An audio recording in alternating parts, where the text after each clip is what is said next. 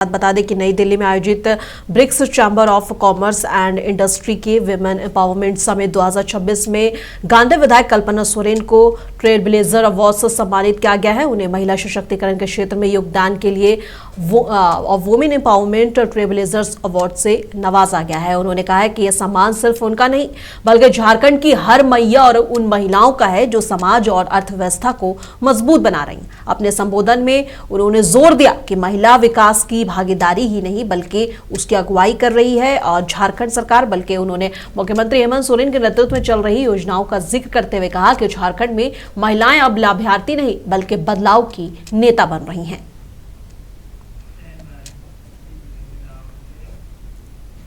और हजारीबाग के उत्तरी छोटा नागपुर प्रमंडल स्तरीय मुखिया उन्मुखीकरण कार्यशाला में 7 जिलों के प्रतिनिधियों ने हिस्सा लिया। इस मौके पर पंचायती राज मंत्री दीपिका पांडे सिंह ने पंचायतों को गांव की असली सरकार बताते हुए बड़ा ऐलान किया। उन्होंने कहा कि 15वें वित्त आयोग के तहत करीब 165 करोड़ रुपए जल्द ही मुखियाओं के खातों में ट्रांसफर किए जाएंगे और इससे गाँव में डेवलपमेंट का काम होगा और नई रफ्तार मिलेगी। और मंत्री ने मुखियाओं के पारदर्शिता और जिम्मेदारी के साथ काम करने की अपील की है ताकि योजनाओं का लाभ सीधे लोगों तक पहुंचे और ग्रामीण विकास मजबूत हो सके। तो अपने मुखिया हैं, चाहे त्रिस्तरीय पंचायत के सभी प्रतिनिधिगण, चाहे मुखिया हैं, पंचायत समिति हैं, वार्ड सदस्य हैं या जिला परिषद है, वो हम लोगों के विभाग का हिस्सा हैं और वो झारखंड को आगे करने में बहुत बड़ा योगदान दे रहे हैं। आज उनसे मिलने, उनको प्रोत्साहित करने, उनके अच्छे कामों को अन्य पंचायतों के प्रतिनिधियों से साझा करने का हम लोगों ने प्रयास किया।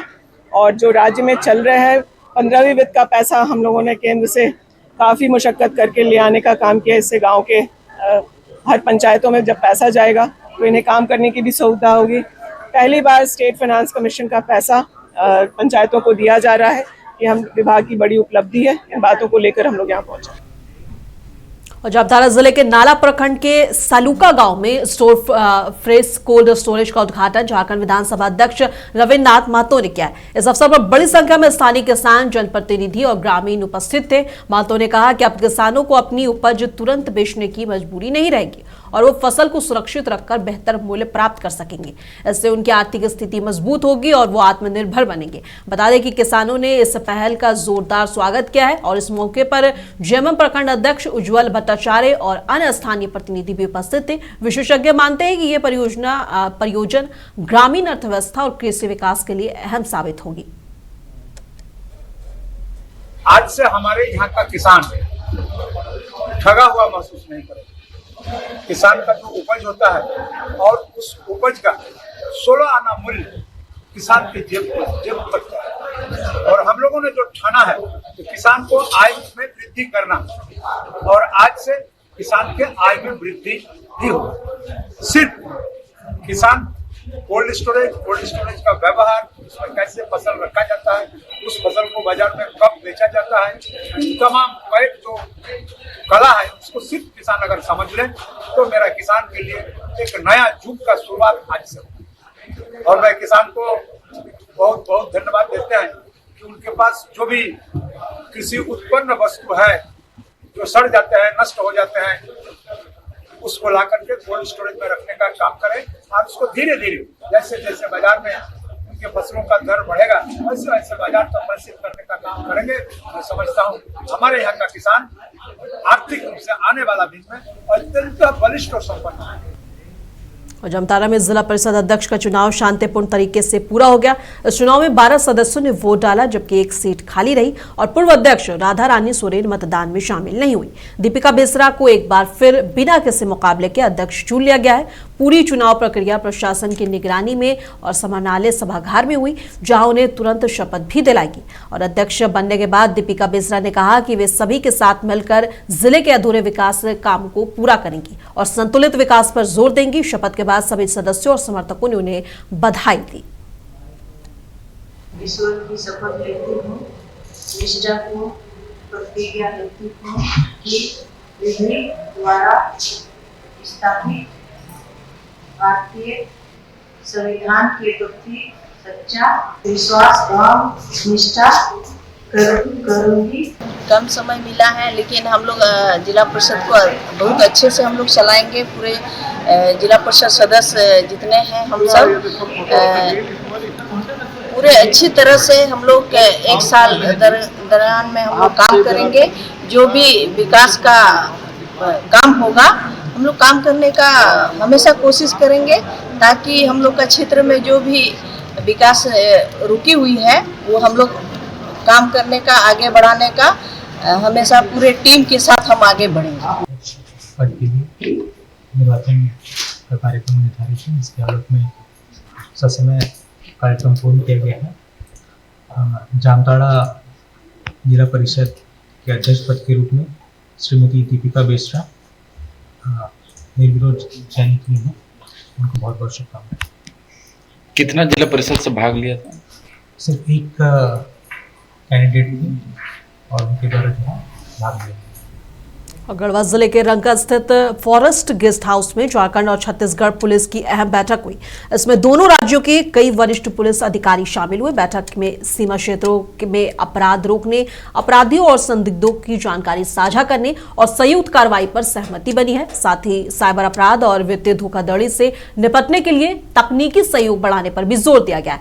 बता दें कि दोनों राज्यों के पुलिस ने सीएमओ पर सख्त चेकिंग और बता दें कि माफ कीजिएगा, पुलिस ने सीमाओं पर सख्त चेकिंग और सीसीटीवी निगरानी बढ़ाने और उग्रवाद के खिलाफ मिलकर काम करने का फैसला लिया है। इस बैठक का मुख्य उद्देश्य दोनों राज्यों के बीच बेहतर तालमेल बनाकर सुरक्षा व्यवस्था को मजबूत करना है।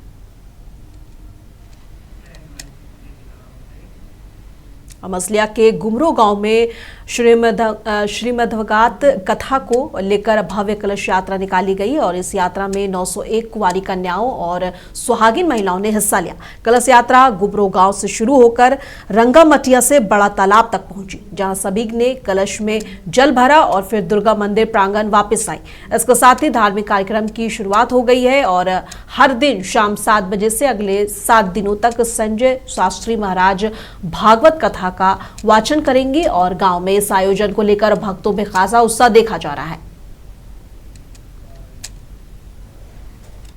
हम लोग काफी दिन से इंतजार कर रहे थे कि हम लोग के गांव में भागवत होने वाला है, तो हम लोग बहुत दिन से तैयारी कर रहे थे कि हम लोग कलश यात्रा में जाएंगे, कलश उठाएंगे और इसका पहले से भी बहुत महत्वता है। तो हम लोग गए, कलश उठाए, बहुत अच्छा लगा, बहुत आनंद आया और फिर हम लोगों ने जल उठाया और उसका फिर उस जल से 7 दिन तक पूजन होगी। तो हमें बहुत अच्छा एक्सपीरियंस रहा हमारा, हमें बहुत मजा आया और फिर हमें भक्ति भाव भी हमारे मन में बहुत जगह, पूरा राधे राधे का पूरा यहाँ पे है, बहुत अच्छा लगा, हमें बहुत मजा आया। देखिए, भागवत हमारा प्रमुख ग्रंथ है, जो भगवान ने स्वयं कहा है वो भागवत है और भागवत के प्रति आज नहीं, शुरू से ही यहाँ के लोगों की निष्ठा और विश्वास, भरोसा रहा है और इसके निमित्त भागवत कथा का आयोजन आज से हो रहा है।